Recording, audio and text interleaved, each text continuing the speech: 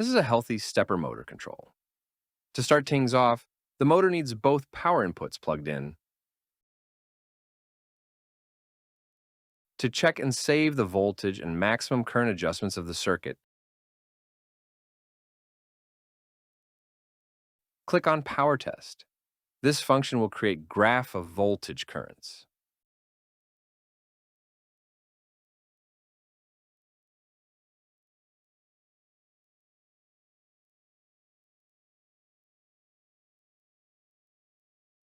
Now, save the healthy circuit's data and graphs in desired folder and name.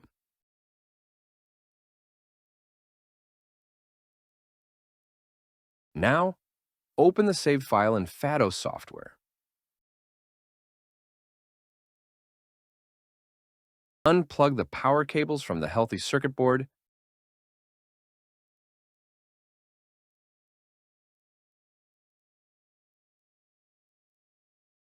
and connect them to the faulty circuit board.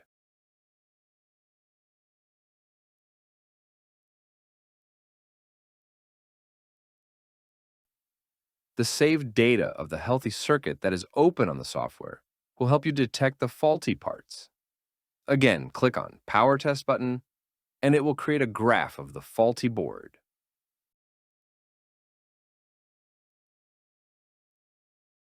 The faulty cars tends to draw even more current than the healthy ones.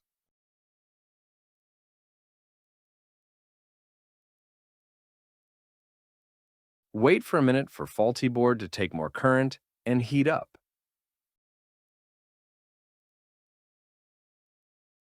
Now, let's test the temperature of the board. If the heat is higher than the other parts,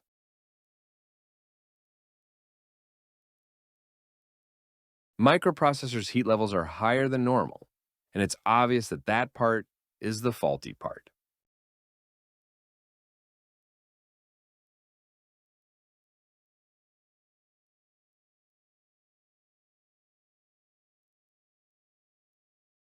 Also, checking the transistors now.